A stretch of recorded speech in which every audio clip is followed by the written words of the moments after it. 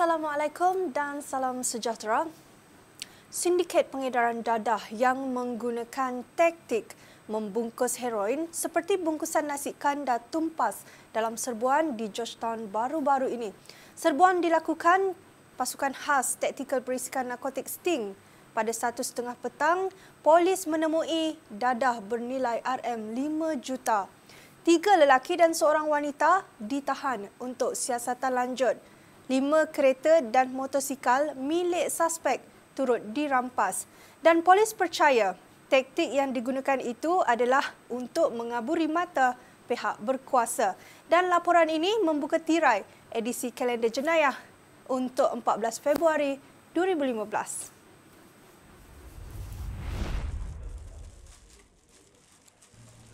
Dadah nasi kandar. Itu taktik digunakan sedikit pengedaran dadah yang membungkus heroin dengan surat khabar seperti nasi kandar sebelum ia diedarkan kepada pembeli.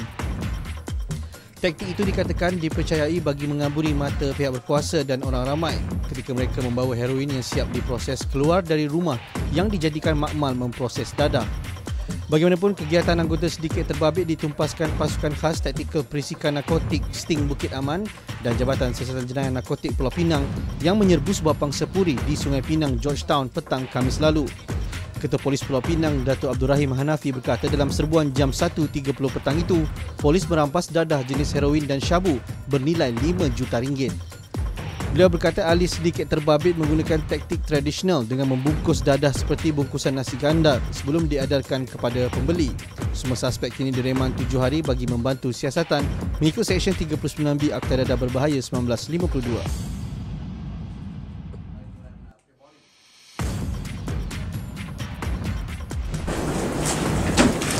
Jadi pada pagi ini kita akan mengumumkan beberapa kejayaan polis. Seperti mana tuan-tuan dan puan sedia maklum, pengedaran dadah ini adalah satu masalah global. Jadi kajian-kajian menunjukkan jenayah mempunyai korelasi dengan dadah. Dan pengedar-pengedar dadah ini dia memikirkan duit, keuntungan saja.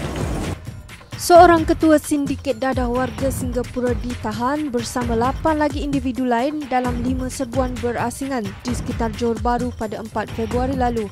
Ketua Polis Johor, Datuk Muhammad Mohtar Muhammad Sharif mengesahkan demikian dan susulan kejayaan itu pihaknya yakin menumpaskan kegiatan sindiket yang berpusat di negara jiran itu dengan kerjasama rapat Biro Narkotik Pusat Singapura CNB. Pelbagai jenis dadah bernilai RM310,000 dirampas serta pelbagai jenis kenderaan turut disita. Semua suspek direman sehingga 10 Februari ini dan kes disiasat mengikut Seksyen 39(B) Akta Dadah Berbahaya 1952. Polis mendapat kebenaran Mahkamah Magistrate Taiping untuk menyambung reman selama 7 hari terhadap suspek kes kelar sehingga mati seorang pelajar Universiti Teknologi Mara UiTM Permatang Pau Pulau Pinang di Bukit Gantang, Perak minggu lalu. Perintah reman sehingga 16 Februari depan itu dikeluarkan bagi membolehkan siasatan lanjut terhadap suspek berusia 25 tahun yang bekerja sebagai tukang masak. Pemangku Ketua Polis Daerah Taiping, Superintenden Ismail Cik Isa berkata polis masih memerlukan sedikit masa untuk melengkapkan siasatan secara teliti sebelum membawa kes berkenaan ke peringkat pendakwaan.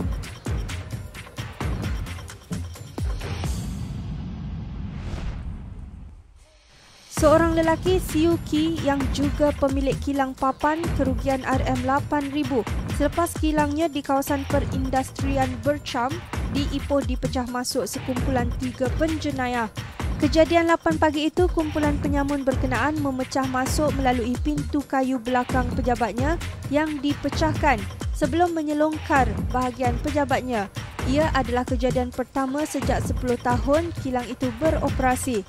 Sebuah lagi kilang yang terletak bersebelahan kilang milik Siu Ki turut menghadapi nasib sama pada hari sebelumnya dan kerugian hampir RM4,000.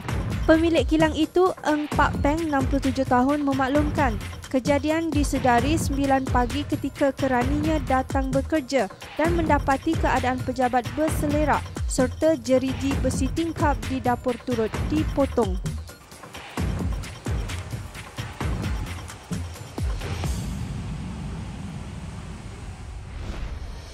Seramai 12 lelaki yang terbabit dalam kejadian tembakan rambang di Jalan Seri Cemerlang, Kota Baru, Kelantan direman 7 hari hingga 16 Februari ini bagi membantu siasatan.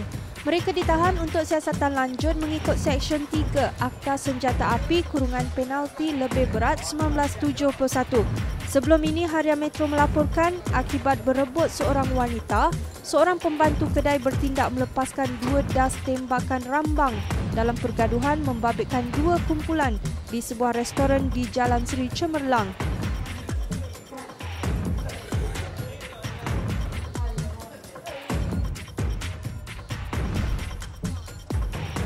Bekas pelari pecuk wanita Nur Azlin Muhammad Mustafa, 24 tahun ditemani ibunya Zainab Hashim, 52 tahun, hadir untuk keputusan tuntutan RM4.6 juta yang dikemukakan terhadap Omar Mat Isa dan Pusat Perubatan Universiti Malaya (PPUM). Ia ekoran hilang upaya selepas lumpuh berikutan pembedahan tulang belakang yang dilakukan 10 tahun lalu. Pada 9 November 2012, Mahkamah Tinggi Pulau Pinang menolak saman dikemukakan Nur Azlin yang kemudiannya membuat rayuan di Mahkamah Rayuan. Mahkamah Rayuan pada 21 Julai tahun lalu kemudian membenarkan rayuan bekas pelari pecuk 100 meter itu untuk membatalkan keputusan Mahkamah Tinggi selepas mendapati berlaku kecuaian ketika pembedahan pembetulan tulang belakang.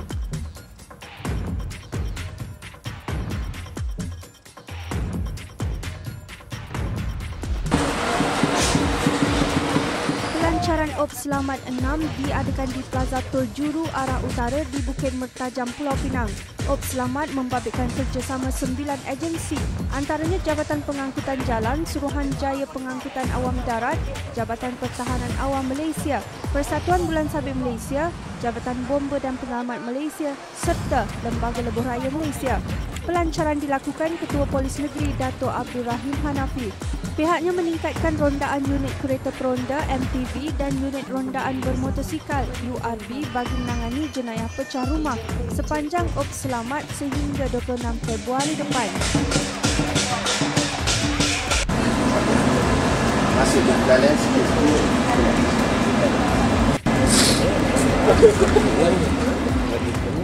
7 van dan kereta milik sindiket penyeludupan yang membawa muatan lebih 25,000 karton rokok bernilai RM2.4 juta ditahan di Batu Melintang, Jeli, Kota Baru, Kelantan.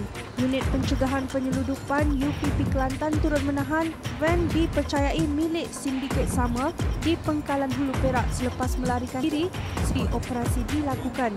Komander UPP Kelantan Rusli Karim memaklumkan demikian dan rampasan berkenaan adalah yang terbesar dilakukan hasil maklumat awam. Semua rokok serta kenderaan itu akan diserahkan kepada Kastam Diraja Malaysia untuk tindakan lanjut mengikut peruntukan Akta Kastam 1967.